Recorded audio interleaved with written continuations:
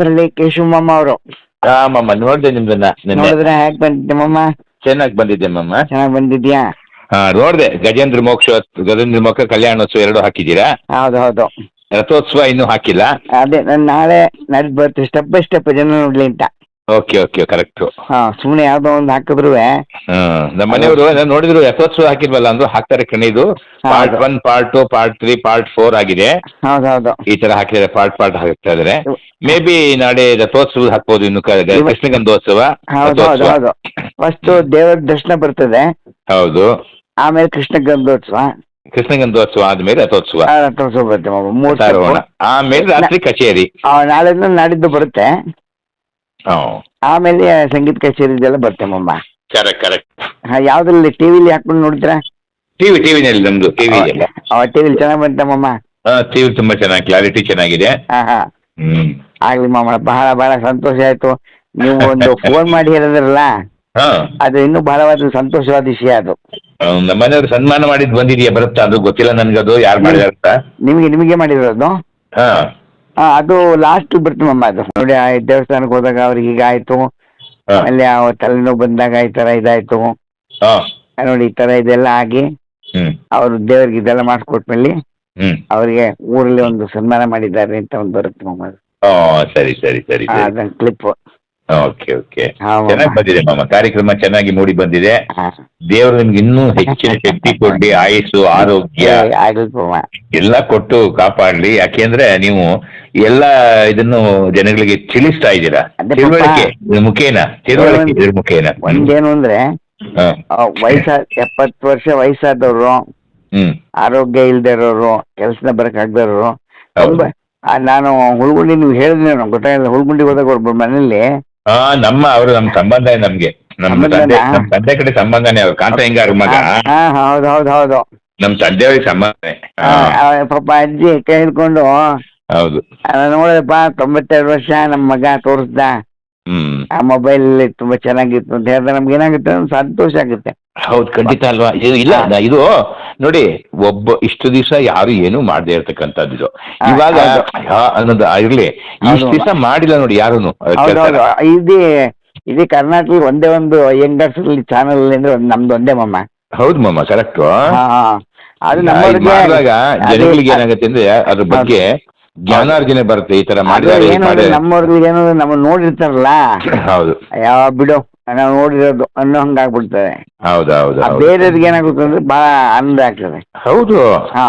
ಇಲ್ಲ, ನಾನು ಆಕ್ಚುಲಿ ನೋಡುವಾಗ ನಮ್ಗೆ ಒಂಥರ ಖುಷಿ ಆಯ್ತು ನೀವು ಹೇಳಿದ್ಮೇಲೆ.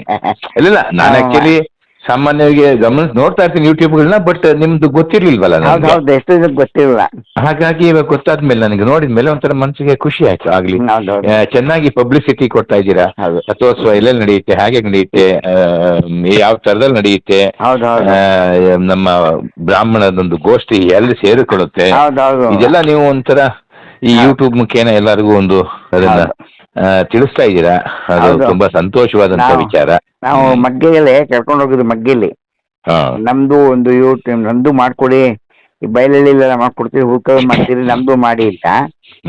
ಅಲ್ಲಿ ಹೋಗಿ ನಾನು ಅಲ್ಲಿ ಅಮೆರಿಕದಿಂದ ನಟೇಶ್ ಅಂತ ಬಂದಿದ್ರು.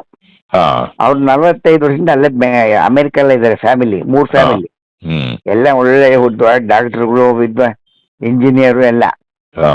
ಅವ್ರು ಸನ್ಮಾನ ನಡೆಯುವಾಗ ನಾನು ಒಂದು ವಿಡಿಯೋ ಮಾಡ್ತಾ ಇದ್ದೆ. ಅವ್ರು ಯಾರೋ ಕೇಳಿದ್ರಂತೆ, ನಾನು ಬೆಳಗ್ಗೆಯಿಂದ ನೋಡ್ತಾ ಇದ್ದೀನಿ, ಅವ್ನು ಮೊಬೈಲ್ ಹಿಡ್ಕೊಂಡು ಓಡಾಡ್ತಿರಲ್ಲ, ಯಾರು ಅಂತ ಕೇಳಿದ್ರಂತೆ.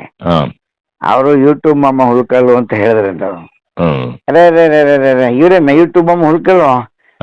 ನಾವು ನೋಡ್ತಾ ಇರ್ತೀವಲ್ಲಪ್ಪ ಅಮೆರಿಕ ಕೂತ್ಕೊಂಡು ಅವ್ರ ವಿಡಿಯೋನ, ಫಸ್ಟ್ ಮಾತಾಡ್ಸ್ಬಿಟ್ಟು ಬಂತು. ಮಮ್ಮ ಬಹಳ ಸಂತೋಷ ಆಯ್ತು ಅಂತ ಮಾತಾಡಿದ್ರು. ನೀವು ಮಾತಾಡ್ತಕ್ಕಂಥದ್ದು ಒಂದು ಒಳ್ಳೆ ಇದಲ್ವೇ ಮಮ್ಮ? ಅಯ್ಯೋ ಹಾಗೆ ಈಗ ಎಷ್ಟು ಜನಕ್ಕೆ ಅದ್ರ ಬಗ್ಗೆ ಆಸಕ್ತಿ ಇದೆ ಹೇಳಿ ಮಾಡ್ಬೇಕು ನಾವು ಅನ್ನೋದು ಆಸಕ್ತಿ ಎಷ್ಟೋ ಜನಕ್ಕಿಲ್ಲ ಅಲ್ಲಲ್ಲ. ಹೇಗೆ ಸಿಗ್ಬೇಕು ಅಂದ್ರೆ, ಯಾವುದೇ ಒಂದು ಪ್ರಚಾರ ಆಗ್ಬೇಕಾದ್ರೆ ನಾವು ಒಬ್ಬರಿಂದ ಹೇಳ್ಕೊಂಡು ಬಾಯಲ್ಲಿ ತಿರುಗೋಕ್ ಆಗೋದಿಲ್ಲ. ಈ ಮಾಧ್ಯಮದ ಮುಖೇನ, ಒಂದು ಟಿವಿ ಮಾಧ್ಯಮ ಇರ್ಬೋದು ಅಥವಾ ಯೂಟ್ಯೂಬ್ ಇರ್ಬೋದು, ಈ ಮುಖೇನ, ಈ ಮಾಧ್ಯಮಗಳ ಮುಖೇನ ಪ್ರಚಾರ ಆಗ್ಬೇಕೆ ಪರಂತು ನಾವು ಎಲ್ಲರಿಗೂ ಹೋಗಿ ಮನೇಲಿ ಹೇಳಕ್ ಆಗೋದಿಲ್ಲ. ಆಗಲ್ಲ ಅಲ್ವಾ? ಆಗದೇ ಇಲ್ಲ.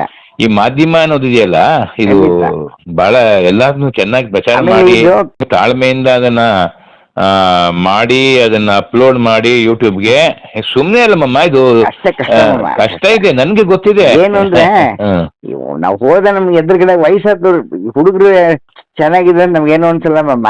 ಹೌದು, ಆ ವಯಸ್ಸಾದವ್ರು 70 ವರ್ಷ 80 ವರ್ಷದವ್ರು ನೋಡಿ ಎಲ್ಲ ಹುಡುಗುಂಡಿ ನೋಡಿ, ಬಯಲಹಳ್ಳಿ ನೋಡಿ, ಮಾದಿಹಳ್ಳಿ ನೋಡಿ, ಯಾರು 70-90 ವರ್ಷದವ್ರು ಹೌದು ಸಂತೋಷ ಆಯ್ತು ಅಂದಾಗ ನಮ್ಗೆ ಏನಾಗುತ್ತೆ ಅಂದ್ರೆ ಕಷ್ಟ ಕಾಣಿಸಲ್ಲ. ಹೌದು, ಪಾಪ ಬಿಡಪ್ಪ ಪಾಪ ಅನ್ನ ಹಾಗೆ. ಹೌದು ಮಮ್ಮ, ತುಂಬಾ ಚೆನ್ನಾಗಿ ಮಾಡಿದೀರ ಮಮ್ಮ. ಅದಕ್ಕೆ ನಾನು ನಿಮ್ಗೆ ಇವಾಗ ನೋಡ್ತಾ ಕೂತಿದ್ವಿ, ಮತ್ತೆ ಅದ್ ನೋಡ್ತಾ ಇರೋಣ ಅನ್ಸ್ತಾ ಇರ್ತದೆ. ಫೋನ್ ಮಾಡ್ಬೇಕು ಅಂತ ಅವಶ್ಯಕತೆ ಏನಿಲ್ಲ. ಅಲ್ಲ, ಯಾಕೆಂದ್ರೆ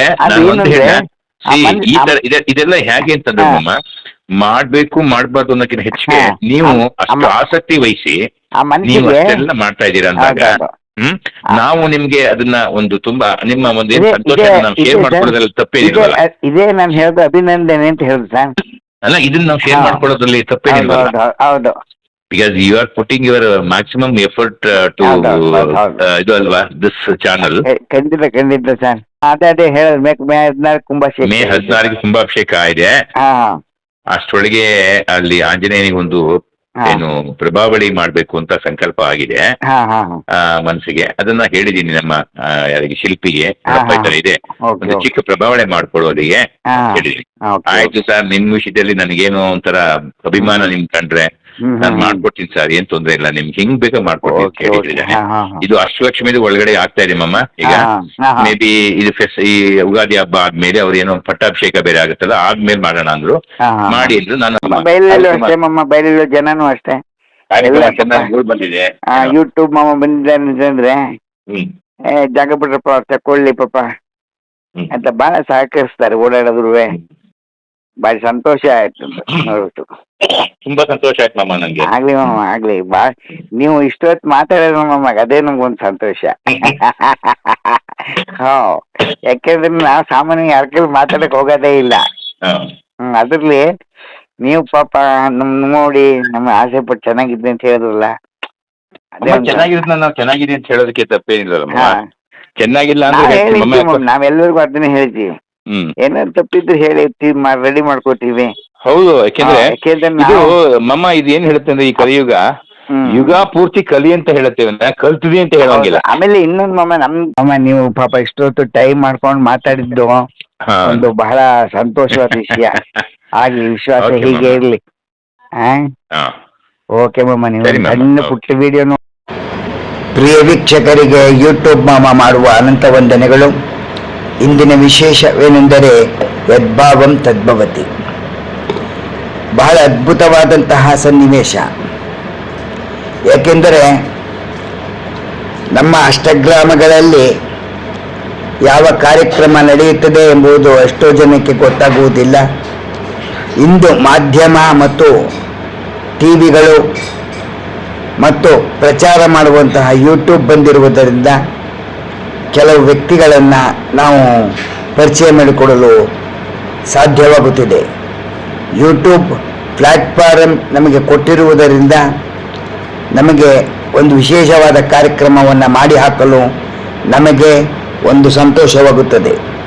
ಇಂಥ ಅದ್ಭುತ ಕಾರ್ಯಕ್ರಮಗಳಲ್ಲಿ ನಾವು ಹಾಸನ ಜಿಲ್ಲಾ ಹುಲಗುಂಡಿ ಶ್ರೀ ಲಕ್ಷ್ಮೀ ಸೌಮ್ಯಕೇಶ್ವರ ಸ್ವಾಮಿಯವರ ದೇವಸ್ಥಾನಕ್ಕೆ ಹೋದಾಗ ಅಲ್ಲಿ ದೇವಸ್ಥಾನದಲ್ಲಿ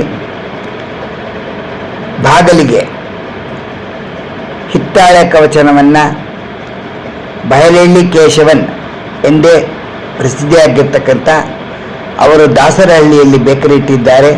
ಅವರಿಗೆ ದಾಸರಹಳ್ಳಿ ಕೇಶವನ್ ಅಂತಲೂ ಕರೆಯುತ್ತಾರೆ.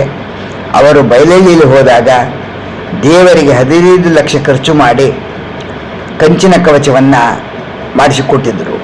ಅದರ ವಿಶೇಷವೇನೆಂದರೆ, ಅವರು ದೇವಸ್ಥಾನಕ್ಕೆ ದಂಪತಿಗಳು ಹೋದಾಗ ದೇವರಲ್ಲಿ ಪ್ರಾರ್ಥನೆ ಮಾಡಿಕೊಂಡು ಬಂದರು. ಬಂದ ಮೇಲೆ ಒಂದು ವಿಚಾರವಾಗಿ ಮನೆಯವರ ಹತ್ತಿರ ಮಾತನಾಡುವಾಗ ಕೇಳಿದರಂತೆ, ಏನು ಮಾಡಿಸಬೇಕು ಎಂದು ತಿಳಿಯುತ್ತಿಲ್ಲವಲ್ಲ ಎಂದು ಕೇಳಿದಾಗ ಅವರು ಹೇಳಿದರಂತೆ, ದೇವಸ್ಥಾನದ ಬಾಗಿಲಿಗೆ ಒಂದು ಕಂಚಿನ ಹಿತ್ತಾಳ ಕವಚವನ್ನು ಮಾಡಿಸಿಕೊಡಿ ಎಂದ್ರಂತೆ. ಆಗ ಮಾತನಾಡುವಾಗ ಅವರು ಹೇಳಿದಾಗ ಖರ್ಚಾಗುತ್ತದೆ ಹಣದ ಬಗ್ಗೆ ಹೆಚ್ಚು ಎಂದು ಹೇಳಿದಾಗ ಮನೆಯವರು ಇವರು ಯಜಮಾನರು ಭಗವಂತ ಕೊಟ್ಟಿದ್ದಾನೆ, ನಾವು ಸೇವೆ ಮಾಡಿಸೋಣ ಎಂದು ಆ ಕವಚವನ್ನು ನೋಡಿ, ಅಲ್ಲಿ ಕಾಣಿಸ್ತಾ ಇದೆಯಲ್ಲ ಎದುರುಗಡೆ ಆ ಕವಚವನ್ನು ಮಾಡಿಸಿದ್ರು. ಯಾರೋ ಬಂದು ಹೀಗೆ ಮಾತನಾಡುವಾಗ ಮುಂದಿನ ಬಾಗಿಲಿಗೆ ಒಂದು ಕವಚವನ್ನು ಮಾಡಿಸಿಕೊಟ್ಟಿದ್ದರೆ ಚೆನ್ನಾಗಿತ್ತು ಎಂದು ಹೇಳುವಾಗ ಇವರ ಕಿವಿಗೆ ಬಿದ್ದಾಗ ಅದನ್ನು ಮಾಡಿಸಿಕೊಟ್ಟರು. ಇಂತಹ ಸನ್ನಿವೇಶದಲ್ಲಿ ನಡೆದಾಗ ಅವರು ಹುಲಗುಂಡಿ ಹಾದಿರಾಯ ಸ್ವಾಮಿ ದೇವಸ್ಥಾನದಲ್ಲಿ ತಮ್ಮ ಒಂದು ಹರಕೆಯನ್ನು ಅವರ ಪತ್ನಿಯವರು ಭಗವಂತನಲ್ಲಿ ಬೇಡಿಕೊಂಡಾಗ ಎಂಥ ಅದ್ಭುತ ಪವಾಡ ನಡೆದಿದೆ ಎಂದು ಹೇಳಿದಾಗ ನಮಗೆ ಆಶ್ಚರ್ಯವಾಯಿತು. ಏಕೆಂದರೆ ಇದು ಎಷ್ಟೋ ಜನ ಕೇಳಿರುವುದಿಲ್ಲ. ಕೇಳಿ ಯಾರಿಗೆ ಎಷ್ಟು ಒಂದು ಕರ್ಮವಿರುತ್ತದೋ ಅಲ್ಲಿಯ ತನಕ ನೀವು ಹರಕೆ ಮಾಡಿಕೊಂಡರೆ ಸವೆಯುವುದಿಲ್ಲ. ನಿಮ್ಮ ಕರ್ಮ ಮುಗಿಯಬೇಕು, ಅಲ್ಲಿ ಹರಕೆ ತೀರಬೇಕು, ಎರಡೂ ಒಂದೇ ಸಮನಾಗಿ ಬರುತ್ತದೆ. ಅಂತಹ ಹುಲಗುಂಡಿಯಲ್ಲಿ ಹಾದಿ ಹನುಮಂತರಾಯ ಎಂದೇ ಭಾರಿ ಪ್ರಸಿದ್ಧಿಯಾಗಿರ್ತಕ್ಕಂಥ ಭಗವಂತನನ್ನು ಪ್ರಾರ್ಥನೆ ಮಾಡಿಕೊಂಡಾಗ ಅವರಿಗೆ ಒಂದು ಅದ್ಭುತವಾದಂತಹ ಒಂದು ತಮಗೆ ಏನು ಪತ್ನಿಯವರು ಬಯಸಿದರು ಅದು ಬಹಳ ಅನುಕೂಲವಾಯಿತು. ಆಗ ಭಗವಂತನಿಗೆ ಆಂಜನೇಯ ಸ್ವಾಮಿಗೆ ಒಂದು ಕಿರೀಟವನ್ನು ಮಾಡಿಸಿಕೊಟ್ಟಿದ್ದಾರೆ. ಅಂಥ ಒಂದು ಅದ್ಭುತವಾದ ಮಾತನ್ನು ನಮ್ಮ ಬಯಲಹಳ್ಳಿ ಅಥವಾ ದಾಸರಹಳ್ಳಿ ಕೇಶವನ್ ಅವರ ಬಾಯಿಂದ ಕೇಳಿ ಆನಂತರ ಅವರಿಗೆ ಕೊನೆಯಲ್ಲಿ ಹುಲಗುಂಡಿಯಲ್ಲಿ ಸನ್ಮಾನ ಮಾಡಿದ ಕಾರ್ಯಕ್ರಮವನ್ನು ನೋಡಿ ಧನ್ಯವಾದಗಳು. ನೋಡಿ ನನ್ನ ಅನುಭವ ಒಂದು ಹೇಳ್ಬಿಡ್ತೀನಿ. ಹುಲಗುಂಡಿನಲ್ಲಿ ಆಂಜನೇಯ ದೇವಸ್ಥಾನದಲ್ಲಿ ನನಗೆ ಹೀಗೆ 1989 ನನಗೆ ತುಂಬಾ ತಲೆನೋವು ಬಂದ್ಬಿಡ್ತು. ನಾನು ಹಾಸ್ಪಿಟಲ್ ಅಡ್ಮಿಟ್ ಆಗಿದೆ ಮಾಡಲ್ ನರ್ಸಿಂಗ್ ಹೋಮ್ ಅಲ್ಲಿ. ಎಂತ ಹೆಡ್ಏಕ್ ಅಂತಂದ್ರೆ ಅವಾಗ ವಾರ್ ಟೈಮ್ ಅಲ್ಲಿ ಕಿಟಾನೋ ಅಂತ ಇಂಜೆಕ್ಷನ್ ಕೊಟ್ರೆ ಬುಲೆಟ್ 24 hours ಒಳಗಡೆ ಇದ್ದು ಪೇನ್ ಗೊತ್ತಾಗ್ತಿರ್ಲಿಲ್ಲ. ಅಂತ ಇಂಜೆಕ್ಷನ್ ಡಬಲ್ ಕೊಟ್ಟರು ನನಗೆ ತಲೆನೋವು ಕಮ್ಮಿ ಆಗ್ತಿರ್ಲಿಲ್ಲ. ನಾನು ಕೊನೆಗೆ ಡಾಕ್ಟರ್ ಹೇಳಿದೆ, what doctor your qualification is MBBS FRCS London, after all A small headache ಅಂತ ಹೇಳಿ ಸಾಕಾದಾಗ ಬೈದ್ ಹಾಕ್ಬಿಟ್ಟಿದೆ ಅವನಿಗೆ. ಅವನು ಕೊನೆಗೆ ಆಗಲ್ಲ, ಕರ್ಕೊಂಡೋಗ್ಬಿಡಿ, ನಿಮ್ ಆಗೋಲ್ಲ ಪೇಷಂಟ್ ಅಂದ್ಬಿಟ್ಟು ಕೊನೆಗೆ ಒಂದು ಮೆಡಿನೋವಾಗೆ ನನಗೆ ಸ್ಕ್ಯಾನಿಂಗ್ ಬರ್ಕೊಟ್ಟ. ನಾನ್ ನನ್ನ ಮನೆಯವ್ರಿಗೆ ಹೇಳ್ದೆ, ಕರ್ಸ್ಬಿಟ್ಟು ನನ್ನ ಮಗಳನ್ನ ನಾನು ಉಳಿಯೋ ಡೌಟ್ ಅಂತ ತಲೆ ಹಿಡಿದು ಹೋಗ್ತಾ ಇದೆ, ಗೋಡೆ ಗುದ್ತಾ ಇದೆ ತಲೆ ತಗೊಂಡೋಗಿ. ಅವಾಗ ಇವಳು ಹರಕೆ ಮಾಡ್ಕೊಂಡ್ಲು ಆಂಜನೇಯನಿಗೆ, ಹಾದಿ ಹನುಮಂತನಿಗೆ ಒಂದು ಹರಕೆ ಮಾಡ್ಕೊಂಡ್ಲು. ಅಪ್ಪ ನನ್ನ ಯಜಮಾನ ತಲೆನೋವು ವಾಸಿ ಆದ್ರೆ ನೀನು ಶಟಾರಿ ಮಾಡ್ತೀನಿ ಅಂತ. ನೋಡಿ ಮಮ್ಮ, ಬೆಳಗ್ಗೆ ಹೋದ್ರೆ ಮೆಡಿನೋವಾಗೆ ಅವರು ಸಸ್ಪೆಕ್ಟೆಡ್ ಬ್ರೈನ್ ಫೀವರ್ ಅಂತ ಅಂದವರು, ಏನೂ ಇಲ್ಲ ಮಮ್ಮ, everything is perfect by tomorrow morning 8 o'clock ಅಂತ ಅಂದ್ರೆ ಏನಿದು, ಇದು ಮಿರಾಕಲ್ ತಾನೇ ಇದು? Miracle sir. ಆಮೇಲೆ ಡಾಕ್ಟರ್ ಹೇಳಿದೆ, ಡಾಕ್ಟರ್ ಎಲ್ಲ ಆರಾಮಿದ್ದೀನಿ ಅಂತ. ಅವ್ರಿಗೆ ಆಶ್ಚರ್ಯ, ಏನಾಯ್ತು ಒಂದು ಏನೋ ಗೊತ್ತಿಲ್ಲ ಡಾಕ್ಟರ್ ನನಗೆ ಅಂದೆ. ನಮ್ಮ ಮನೆಗೆ ಬಂದ ಆಮೇಲೆ ಹೇಳಿದೆ, ಇಲ್ಲ ನಾನು ಅರಕೆ ಮಾಡ್ಕೊಂಡಿದ್ದೀನಿ. ಅಯ್ಯೋ ಸರಿ ಬಿಡು, ಫಸ್ಟ್ ಕೆಲಸ ಮೊದಲು ಮಾಡೋಣ ಅಂತ ಶಟಾರಿ ಅಂತ ಮೊದಲು ಫಸ್ಟ್ ನಾನೇ ಮಾಡ್ಕೊಂಡಿದ್ದು ಮಮ್ಮ 1989. ಹಾದಿ ಹನುಮಂತರಾಯ ಸ್ವಾಮಿಗೆ ನೀವು ಶಟಾರಿ ಮಾಡಿಸ್ಕೊಟ್ಟಿದ್ದೀರಿ? ಹೌದು ಮಮ್ಮ. ಎಷ್ಟು ವಯಸ್ಸಲ್ಲಿ ಮಮ್ಮ? 1989-90 ಮಮ್ಮ. ನೋಡಿ, ಈ ವಿಚಾರ ಎಷ್ಟೋ ಜನಕ್ಕೆ ಗೊತ್ತಿರೋಲ್ಲ. ಹೌದು ಮಮ್ಮ. ತುಂಬಾ ಜನಕ್ಕೆ ನಾನು ಇದನ್ನ ನನಗೆ ಹಿಂಗ ಆಯ್ತು ಅಂತ ನಾನು ಹೇಳಿ ಅನುಭವ ಹೇಳಿ ಹೇಳಿದಾಗ ಭಗವಂತನ ಮೇಲೆ ಒಂದು ವಿಶ್ವಾಸ, ಒಂದು ಪ್ರೀತಿ ಬರುತ್ತಲ್ವ ಸರ್? ಖಂಡಿತವಾಗಿನು. ಎಷ್ಟೋ ಜನಕ್ಕೆ ಗೊತ್ತಾಗಲ್ಲ. ನಮ್ಮ ಜನ ಏನಾಗಿದ್ದಾರೆ ಅಂದ್ರೆ ಇವತ್ತು ವ್ಯಾಮೋಹಕ್ಕೆ ಒಳಗಾಗಿದ್ದಾರೆ. ವ್ಯಾಮೋಹ ಖಂಡಿತ. ಈ ವ್ಯಾಮೋಹ ಯಾವ ತರ ವ್ಯಾಮೋಹ ಅಂದ್ರೆ ಹಣದ ವ್ಯಾಮೋಹ. ಹೌದು, ಅವ್ರಿಗೆ ಬೇರೆ ಯಾವ ವ್ಯಾಮೋಹ ಇಲ್ಲ, ಹಣದ ವ್ಯಾಮೋಹ. ಇನ್ನೂ ಮಾಡ್ಬೇಕು ಅಂತ. ನಾನು ಒಂದು ಹೇಳ್ತೀನಿ, ನಾನು ಇಲ್ಲಿಂದ ಭೂಮಿಯಿಂದ ಬರುವಾಗ ಹೇಗೆ ಬಂದಿದೆ ಭೂಮಿಗೆ, ಹೋಗುವಾಗ ಏನ್ ತಗೊಂಡು ಹೋಗ್ತೀನಿ, ಇದ್ರ ಮಧ್ಯೆ ಇದು ನಾಟಕ ಆಡಿಸ್ತಾ ಇದ್ರೆ ನಾವು ಆಡ್ತಾ ಇದೀವಿ ಅಷ್ಟೇ. ಖಂಡಿತ ಸರ್. ಏನಂತೀರ? ಖಂಡಿತವಾದ ಮಾತು ಹೇಳಿದ್ರೆ, ನೋಡಿ ಆ ಜನಕ್ಕೆ ನಾನು ಒಂದು ಏನ್ ಹೇಳೋದು ಅಂತಂದ್ರೆ, ನಮ್ಮ ಒಂದು ಅನುಭವನ ನಾವು ಹಂಚ್ಕೋಬೇಕು. ಹೌದು, ಅದು ನಮ್ಮ ಮನೆಯವರು ಹೀಗೆ ನಿಂತ್ಕೊಂಡು ಏನ್ ಮಾಡಿಸ್ಬೇಕು ಅಂತ, ದೇವಸ್ಥಾನಕ್ಕೆ ಏನ್ ಮಾಡಿಸಿದ್ರೆ ಚೆನ್ನಾಗಿರುತ್ತೆ ಅಂತ ಯೋಚನೆ ಮಾಡ್ಕೊಂಡು ಇದ್ರು. ಆಮೇಲೆ ಅವ್ರು ಹೇಳ್ತಿದ್ದು, ಒಂದು ಮಾಡಿಸಿದ್ರೆ ಹೇಗಿರುತ್ತೆ ಅಂತ ಅಂದ್ರು. ಮಾಡ್ಸೋಣ ಬಿಡು, ಅದಕ್ಕೆ ನೀವು ಹೇಳಿದ್ಮೇಲೆ ಮುಗಿದೋಯ್ತು ಅಂತ ಅಂದ್ರೆ, ನೋಡಿ ವಿಚಾರಣೆ ಮಾಡಿ ಎಷ್ಟಾಗುತ್ತೆ ಅಂದ್ರು. ಅದು ಎಷ್ಟಾಗುತ್ತೆ ಅಂತ ಕೇಳಬೇಡ, ಇವಾಗ ನಿಮ್ಮ ಏನಿದೆ ಮನಸ್ಸಲ್ಲಿ ಮಾಡಿಸ್ಬೇಕು ಭಗವಂತನಿಗೆ, ಇಷ್ಟೇ. ಸರ್, ಅದು ಎಷ್ಟು ಅಂತ ಕೇಳ್ಬೇಡ. ಹಿತ್ತಾಳೆ ಕೆಲಸ ಮಾಡಿಸ್ಬೇಕಾದ್ರೆ ಹೌದು. ಈಗ ಅದು ನೋಡಿ, ನಿಮಗಿಂತ ನಿಮ್ಮ ಮನೆಯವರ ಸ್ವಭಾವ ಮತ್ತೆ ಅವರ ಒಳ್ಳೆ ಗುಣ ಅಲ್ಲಿ ಎತ್ತಿ ತೋರಿಸ್ತದೆ. ಯಾಕೆಂದ್ರೆ ನಮ್ಮ ಮನೇಲಿ ಹೆಂಗಸು ಇಂಪಾರ್ಟೆಂಟ್, ಹೆಂಗಸು ಏನೇ ಹೆಂಗಸರು ಅವರೇ ಒಪ್ಪಿದಾಗ ಎಲ್ಲ ಕಾರ್ಯ ಸುಗಮವಾಗಿ ನಡೆಯುತ್ತೆ ಅಂತ ಎಲ್ಲ ಪ್ರಪಂಚದಲ್ಲಿ ಮಾತಾಡೋದು ಅದನ್ನೇ, ಒಂದು ಹೆಣ್ಣಿನಿಂದ ಎಲ್ಲ ಕಾರ್ಯ ನಡೆಯುತ್ತೆ ಅಂತ. ಖಂಡಿತ ನಿಮ್ಮ ಮನೆಯವರಿಗೆ ನಮ್ಮ ಧನ್ಯವಾದಗಳು ನಾವು ತಿಳಿಸ್ತಾ ಇದೀವಿ ಸರ್. ಖಂಡಿತ. ಯಾಕೆಂದ್ರೆ ಅವರು ನನಗೆ ಹೇಳಿದ್ರು ಈ ತರ ಮಾಡ್ಸೋಣ ಅಂತ. ಏನ್ ಮಾಡ್ಸೋಣ ಅನ್ಕೊಂಡಿದ್ದೀನಿ, ಏನ್ ಮಾಡಿಸ್ಬೇಕು ಅನ್ಸ್ಕೊಂಡು ಹೇಳ್ತೀನಿ ಈ ತರ. ಅಷ್ಟೇ ತಾನೇ ಅದು ಇಷ್ಟ ಆಗುತ್ತೆ. ಎಷ್ಟು ಆಗುತ್ತೆ ಅನ್ನೋದು ನನಗೆ ಬೇಡ, ಕೇಳ್ಬೇಡ. ಇವಾಗ ಏನ್ ಬೇಕು ನಿನ್ಗೆ ಮಾಡಿಸ್ಬೇಕು ಅಷ್ಟೇ ತಾನೇ. ಬಿಡು ಮಾಡೋಣ ಬಿಡು, ಅದಕ್ಕೆ ಮಾಡಿದ್ರಾಯ್ತು ಅಂತ ಎರಡೇ ಮಾತಮ್ಮ. ಸರಿ ಕಳ್ಸಿದ್ದೀನಿ. ಅವನ್ನ ಮಾತಾಡಿದ್ದು ಏನಪ್ಪಾ ಅಂದ್ರೆ, ಸರ್ ಈ ತರ ಆಗುತ್ತೆ ಇಷ್ಟು ಆಯ್ತು ಬಿಡು ಅಷ್ಟು ತಾನೇ. ಕೊನೆಗೆ ಎಷ್ಟಾಯ್ತು ಅಂದ್ರೆ ಎಷ್ಟಾಯ್ತು ಅಂದ್ರೆ ನಾನು ಯಾರು ಕೇಳಕ್ ಹೋಗಲ್ಲ. ಭಗವಂತನ ಕೊಟ್ಟಿದ್ದ ಲೆಕ್ಕಾಚಾರ ಹಾಕಲೂಬಾರ್ದು. ಇಷ್ಟು ಕೊಟ್ಟೆ ಭಗವಂತ ಅಂತ ನಾನು ಲೆಕ್ಕ. ನಮ್ಮ ಶಕ್ತಿ ಅನುಸಾರ ಅಲ್ಲ ಸರ್, ನಾವು ಸಾಲ ಮಾಡಿ ಹಾಕೋದ್ ಬೇಡ, ನಮ್ಮ ಹಾಕೋಣ. ನಮ್ಮ ನಾನು ದಯವಿಟ್ಟು ಸಾಲ ಮಾಡಿ ಕೊಡುವಂತ ಶಕ್ತಿ ನನಗೆ ಕೊಟ್ಟಿಲ್ಲ ದೇವರು, ಇನ್ನ ಹೆಚ್ಚಿಗೆ ಕೈಲಿರೋದು ನಾವು ಎಷ್ಟಾಗಿದೆ ಭಗವಂತ. ಆಮೇಲೆ ಎಲ್ಲಾರು ಏನೋ ಕಮ್ಮಿಯಿಂದ 15 ಲಕ್ಷ ಆಗತ್ಕೊಂಡು ಅದ್ ಲೆಕ್ಕ ಎಷ್ಟಾದ್ರೂ ಆಗ್ತಬೇಕಣ್ಣ. ಅವ್ನು ಕೊಟ್ಟಿರೋದಲ್ವ ಭಿಕ್ಷೆಲಿ.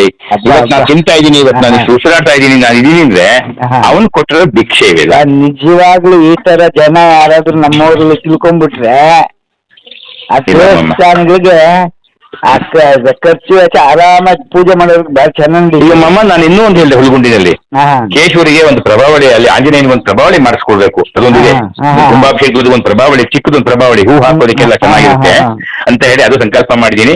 ಅದು ಒಂದು ಮಾಡಿಸ್ಕೊಡ್ತೀನಿ. ಜೊತೆಗೆ ಅಷ್ಟಲಕ್ಷ್ಮಿ ಒಂದು ಆಗುತ್ತೆ ಒಳಗಡೆ ಗರ್ಭಗುಡಿಗೆ, ಅಷ್ಟಲಕ್ಷ್ಮಿ ಅದು ಒಂದು ಆಗ್ತಾ ಇದೆ ಮಮ್ಮ. ಸರ್ ನೀವು ಅದು ಆಗವಾಗ ಆ ಪ್ರತಿಷ್ಠಾಪನೆ ಮಾಡೋವಾಗ ಒಂದ್ಸರಿ ಹೇಳಿ ಸರ್, ಒಂದು ವಿಡಿಯೋ ಮಾಡಿ ನಮ್ಮ ಜನಕ್ಕೆ ತೋರಿಸ್ತೀನಿ. ಖಂಡಿತ ನೀವು ಮಾಡಿದ್ದೀರಿ ಅನ್ನೋದಲ್ಲ, ಜನಕ್ಕೆ ಪ್ರೋತ್ಸಾಹ ಬರುತ್ತೆ ಸರ್. ಹೌದು, ಅವ್ರು ಮಾತಾಡ್ತಾರೆ, ಅವರು ಮಾತಾಡಿದ್ರಲ್ಲ ಅಪ್ಪ ಮಾಮ ಅವ್ರ ಮಗ ಅವ್ರು ಮಾತಾಡಿದ್ರಲ್ಲ, ಅವ್ರು ಭಾರಿ ಚೆನ್ನಾಗಿ ಮಾತಾಡ್ತಾರೆ, ಸೂಪರ್ ಮಾತಾಡಿದ್ರಲ್ಲಿ.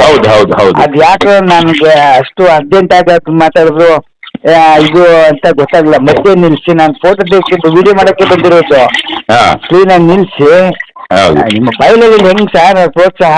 ಫೋಟೋ ವಿಡಿಯೋ ಮಾಮ ಬಂದಿದ್ದಾರೆ ಅಂದ್ರೆ ಜಾಗ ಬಿಡಿ, ಅವ್ರಿಗೆ ಕುತ್ಕೊಳ್ಳಿ ಎಲ್ಲ ಕ್ಲೀನ್ ಆಗಿ ಅಂತ ಎಷ್ಟು ಪ್ರೋತ್ಸಾಹ ಮಾಡ್ತಾರೆ ಸರ್.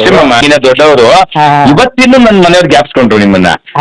ಇವತ್ತು ಕೇಶವ್ ಮಾಮ ಯೂಟ್ಯೂಬ್ ಮಾಮ ಇವತ್ತು ಹಾಕ್ತಾರಂತೆ, ಇವತ್ತು ಗ್ರೂಪ್ ಹಾಕಿದ್ದಾರೆ ಯೂಟ್ಯೂಬ್ ಅಲ್ಲಿ ಹಾಕ್ತಾರಂತೆ ಇವತ್ತು ಅಂತ ನನ್ನ ಮನೆ ಒಂದು. ಈಗ ಮಾತಾಡಿ 10 ನಿಮಿಷ ಆಗಿಲ್ಲ ನೋಡಿ ನಿಮ್ ಕಾಲ್ ಬಂದಿದೆ ನೋಡಿ. ಇದಕ್ಕೆ ಹೇಳಿದ್ರು ಟೆಲಿಪತಿ. ಧನ್ಯವಾದ ಸರ್. ಅದು ಪಾಪ ಎಷ್ಟೋ ಜನ ಆಸೆ ಪಟ್ಟಿರ್ತಾರಲ್ಲ ಸರ್. ಹ್ಞೂಮ್ಮ, ಅವಾಗ ತಾವು ಬನ್ನಿ ವಿಡಿಯೋ ಮಾಡಿ 4 ಜನ ಕೊಡಿ. ಅವಾಗ ಏನಾಗುತ್ತೆ ಜನಗಳಿಗೆ ಒಂದು ಅವ್ರನ್ನ ಮೋಟಿವೇಟ್ ಮಾಡ್ಬೇಕು ಸರ್. ನಾವು ನೋಡಿ ಒಂದು ವಿಚಾರ ಹೇಳ್ತೀನಿ ಕೇಳಿ, ನಾವು ಯಾರ ಮನೆ ಬಗ್ಗೆ ಹೋಗಿ ಭಿಕ್ಷೆ ಬಿಡುವಂಥದ್ದು, ದುಡ್ಡು ಕೊಡಿ ದೇವಸ್ಥಾನಕ್ಕೆ ಅದ್ ಮಾಡಿ ಅಂತ ಕೇಳೋ ಅವಶ್ಯಕತೆ ಇಲ್ಲ. ಈ ತರ ಫ್ರೀಯಾಗಿ ಮಾಡೋರು ಇದ್ದಾಗ ಮೋಟಿವೇಶನ್ ಮಾಡಿ ಜನಕ್ಕೆ ಮಾಡಿದ್ರೆ ಅವರೇ ಆರಾಮ. ಇವಾಗ ಈ ವರ್ಷ ನಾನು ನಿಮ್ಗೊಂದು ಸಿಂಪಲ್ ಹೇಳ್ತೀನಿ. ಹುಲ್ಗುಂಡಿನ ಈ ಒಂದು ಕಾರ್ಯಕ್ರಮ ಮಾಡಿದ್ಮೇಲೆ ಹುಲ್ಗುಂಡಿನಲ್ಲಿ ಕಲೆಕ್ಷನ್ 16 ಲಕ್ಷ ರೂಪಾಯಿ ಬಂತಂತ ಹುಡುಗ ವಾಲಂಟಿಯರ್ ಹೇಳಿದ್ರು ನನಗೆ, ಎಲ್ಲ ಕೇಶವ ಪ್ರಭಾವ ಅಂದ್ರು. ಅಂದ್ರೆ ನನ್ನನ್ನು ಕೇಶವ ಅಂತ, ನಾನು ಕೇಶವ ತಾನೆ. ನಾನಂದೆ ಈ ಕೇಶವ ಪ್ರಭಾವ ಅಲ್ಲ, ಅಲ್ಲಿ ಕೂತಿದ್ದಾನೆ ಸೌಮ್ಯವಾಗಿ, ಅವನ ಪ್ರಭಾವ ಅಂದೆ ನಾನು. ಈ ಸಲ 16 ಲಕ್ಷ ಕಲೆಕ್ಷನ್ ಆಯ್ತು ಬಾವ ಅಂತ ಬಂದು ನನಗೆ ರಿಪೋರ್ಟ್ ಮಾಡಿದ್ರು. ಚಿಕ್ಕೂರಾದ್ರೂ ಎಷ್ಟು ಅದ್ಭುತ ಒಂದು ಇದು ಅಂತಂದ್ರೆ ಅಲ್ಲಿ ಭಾರಿ ಚೆನ್ನಾಗಿ ಮಾತಾಡ್ತಾರೆ ಸರ್. ಎಲ್ಲ ಭಾರಿ ಎಜುಕೇಟೆಡ್ ಮಮ್ಮ. ಹುಡುಗ ಮಗ ಅವ್ನು ಸಂಸ್ಕೃತ್ ಲೆಕ್ಚರರ್. ಹೌದು ಹೈಸ್ಕೂಲ್ ಅಲ್ಲಿ ಸಂಸ್ಕೃತ್ ಲೆಕ್ಚರ್, ಇನ್ನೊಬ್ಬ ಬಂದು ಫಿಸಿಕ್ಸ್ ಲೆಕ್ಚರರ್. ಅವರು ಒಂದ್ಸರಿ ನಮ್ಮ ಕಾಮೆನಹಳ್ಳಿಗೆ ಬಂದಾಗ ಅವರು ನಮ್ಗೆ ಅಲ್ಲಿ ಸನ್ಮಾನ ಮಾಡುವಾಗ ಅವ್ರು ಮಾತಾಡಿದ್ರು ಅವರು. ನಾನು ನನಗೇನ್ ಗೊತ್ತಮ್ಮ, ಈ ಸನ್ಮಾನಗಳು ಈ ಸಮಾರಂಭ ನನ್ಗೆ ಇಷ್ಟ ಆಗಲ್ಲ ಮಮ್ಮ. ಕಾರಣ ಏನಂದ್ರೆ ನಾನ್ ಏನ್ ಮಾಡಿರೋದು, ನಾನು 4 ಜನಕ್ಕೆ ಯಾಕೆ ನಂದೇನಿಲ್ಲ ಏನಕ್ಕಾಗಿ ನಾನು ಮಾಡ್ಕೊಬೇಕು ಸನ್ಮಾನ? ನನಗೆ ಸನ್ಮಾನ ಮಾಡೋದು ಅದಲ್ಲ ಸರ್. ಸನ್ಮಾನ ಮಾಡೋದು ಏನ್ ಗೊತ್ತಾ ಸರ್, ಅದು ಅವರ ಒಂದು ಪ್ರೀತಿಗೋಸ್ಕರ ಮಾಡೋದು. ನಾನು ಪ್ರತಿಷ್ಠೆ ಮಾಡುವಾಗ ನಾನು ಹೇಳಿದ್ದೀನಿ, ನನ್ ಹೆಸರು ಹಾಕ್ಸ್ಬೇಡಿ ಅಂತಾನೆ. ನನ್ಗೆ ಹೆಸರು ಬರಕೆ ಇಲ್ಲ ಮಮ್ಮ. ಕಾರ್ಯ ಕೆಲಸ ಆಗ್ಬೇಕಾ, ಏನೋ ದೇವ್ರಿಗೆ ನಮ್ ಸಂಕಲ್ಪ ಮಾಡ್ಕೊಂಡಿದ್ದಾರೆ, ಒಂದ್ ಕಾರ್ಯ ಆಗ್ಬೇಕು ಅನ್ನೋದು ಒಂದೇ ಉದ್ದೇಶವೇ. ನಾವು ನೋಡಿ ಖಂಡಿತ ಇಲ್ಲ. ಮುತ್ತಣ್ಣ ಜೊತೆಲಿ ಬಂದಾಗ ನಿಮ್ಮನ್ನ ನೋಡಿದಾಗ ಅವತ್ತಿನ ನೆನಪು ಇವತ್ತು ಮೈಸೂರಿಗೆ ಬಂದಾಗಲೂ ನೋಡಿ ನೆನಪಿದೆ. ಹೌದು. ನಿಮ್ಮ ಮನೆಯವರು ತುಂಬಾ ಬಾರಿ ಯಾವಾಗ ಕಂಡ ಮಾಮ ಅಂತ ಈಗ ಮಾತಾಡ್ತಾರೆ. ದೇವಸ್ಥಾನದಲ್ಲಿ ವಸಂತ ಮಾಡ್ಬೇಕಾದ್ರು ನಮ್ಮ ಮನೇಲಿ ವಸಂತ. ನಾನು ಮಮ್ಮ 38 ವರ್ಷಗಳ ಕಾಲ ಅಲ್ಲಿ ಆ ಒಂದು ಸೇವೆ ಮಾಡಿದೀನಿ ಮಮ್ಮ ಕೇಶವಂದನ್ನ. 38 ವರ್ಷಗಳು. 1 ವರ್ಷ ಮಾತ್ರ ನನಗೆ ಏನೋ ಸ್ವಲ್ಪ ಪರಿಸ್ಥಿತಿ ಬರಕ್ ಆಗ್ಲಿಲ್ಲ. ರಥಾರೋಹಣಕ್ಕೆ ಕೈಗೋಡು ಕೊಡದೇ ಇದ್ರೆ ನನ್ನ ಮನಸ್ಸೇ ನೆಮ್ಮದಿ ಇಲ್ಲ ಮಮ್ಮ ನನಗೆ. ತೊಲಗುಂಡಿನಲ್ಲಿ 38 ವರ್ಷಗಳ ಕಾಲ ಅವನ್ ಭಗವಂತನಿಗೆ ನನ್ನ ಕೈಗೋಡು ಕೊಟ್ಟು ಆ ಸೇವೆ ಮಾಡ್ಕೊಂಡು ಬರ್ತಾ ಇದ್ದೀನಿ ನಾನು ಇವತ್ತು ದೇವ್ರು ನಂಗೆ ಆ ಶಕ್ತಿ ಕೊಟ್ಟಿದ್ದಾನೆ. ಅದೇ ಇಲ್ವಮ್ಮ ಹೇಳೋದು ನಾನು ಅನ್ಕಂಡೆ ಏನಪ್ಪ ದೇವ್ರ ಈ ಸಲ ನಮ್ಗೆ ಯಾಕೆ ಗೊತ್ತಾಗಿಲ್ವಲ್ಲ ಒಬ್ನೇ ಇಲ್ಲ ಅಂತ. ಒಬ್ಬನಿಗೆ 4 ದಿನ ಶಕ್ತಿ ಒಬ್ಬನಿಗೆ ಕೊಟ್ಬಿಟ್ಟ ನನಗೆ ಅವನು. ನೋಡಿ ಮಮ್ಮ, ನೀವು ಅಲ್ಲಿ ಬಂದು ಒಂದು ಸೇವೆ ಮಾಡಿರೋದ್ರಿಂದ ಹೌದು ನಾವು ಇಷ್ಟು ಹೊತ್ತು ನಿಮ್ಮ ಜೊತೆಯಲ್ಲಿ ಕೂತ್ಕೊಂಡು ಮಾತಾಡೋ ಸಂಭಾಷಣೆ ಖಂಡಿತ ಒಂದು ವಿಚಾರ ತಿಳ್ಕೊಂಡು ಒಂದು 4 ಜನ ತಿಳಿಲಿ ಅನ್ನೋ ಹಾಗೆ ನಾವು ಇದ್ ಮಾಡ್ತಾ ಇದ್ದು ಹೊತ್ತು ನೀವು ಅದಿಲ್ದೆ ಹೋಗಿದ್ ನಾವೇ ನಿಮ್ಮನ್ನ ಮಾತಾಡ್ತಾನೆ ಇರ್ಲಿಲ್ಲ ಅಲ್ವಾ? ಇಲ್ಲ ಚೆನ್ನಾಗಿದ್ರೆ ಅನ್ಕೊಂಡು ಹೋಗ್ತಾ ಇದ್ದೆ. ಅವಕಾಶನೇ ಇರ್ಲಿಲ್ಲ ನನಗೆ. ನೋಡಿ ಅದು ನಿಮ್ ಕೈಯಲ್ಲಿ ಜೊತೆಲಿ ಮಾತಾಡ್ಬೇಕು ಒಂದು. ಆಮೇಲೆ ನಿಮ್ಮ ಅಳಿಯ ಅವರು ಮಾತಾಡಿದ್ರು ಬೆಳಿಗ್ಗೆ. ಅವರು ನಿಮ್ಮ ಅಳಿಯವರು ಅಣ್ಣ ಇದ್ದಾರಲ್ಲ ಶ್ರೀನಿವಾಸು, ಆಮೇಲೆ ತಂದೆಯವರು ನಮ್ಮ ಮಗನಿಗೆ ತುಂಬಾ ಅಭಿಮಾನ.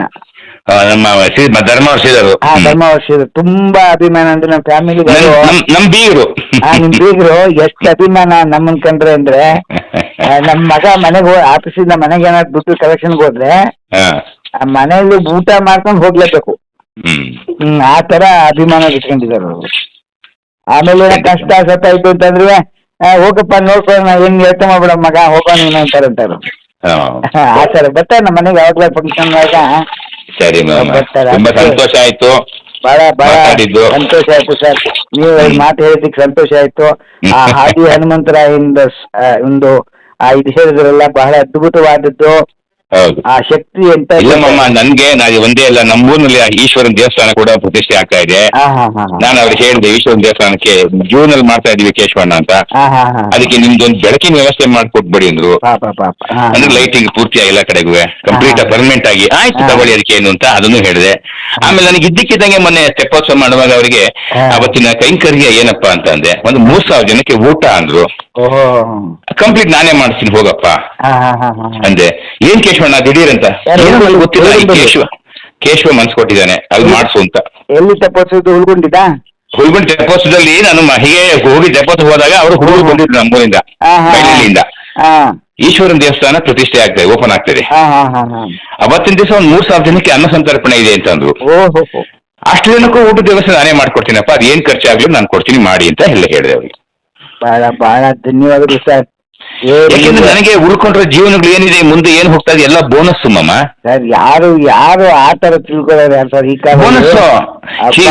Every what we are enjoying every moment it's a bonus.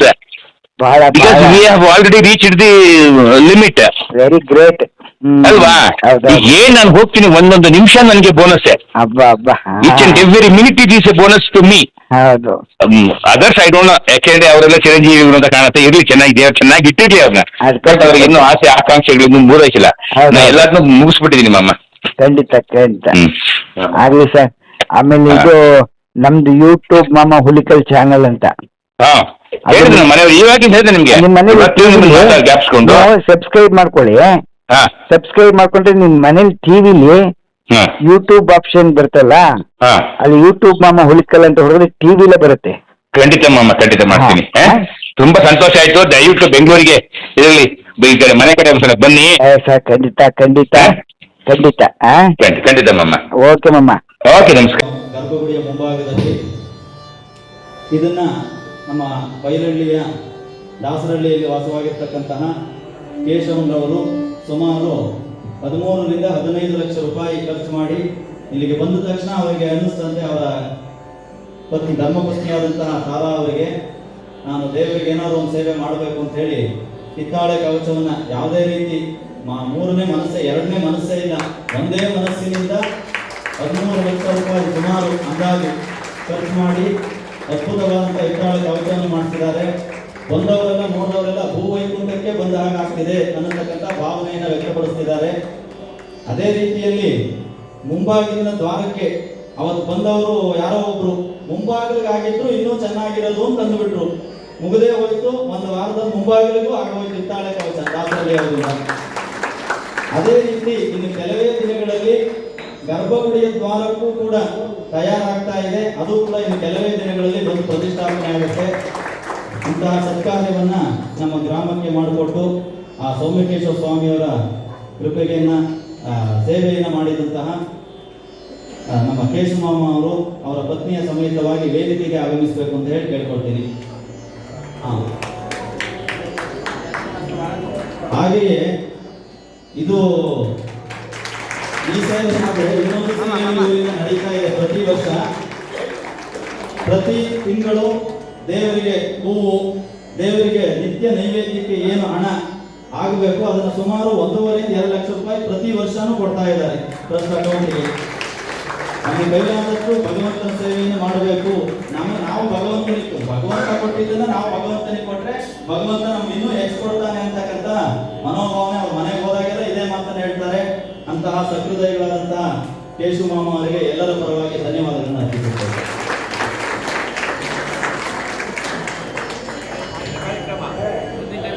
ಕಾರ್ಯಕ್ರಮವನ್ನು ಮುಂದುವರಿಸಬೇಕು. ಒಂದು ಕ್ಲಿಪ್ ಕಳಿಸ್ತೀನಿ ವಾಟ್ಸಾಪ್ಗೆ ನೋಡಿ. ಆಯ್ತು ನಮ್ಮ ಓಕೆ ನಾನು ಅದಕ್ಕೆ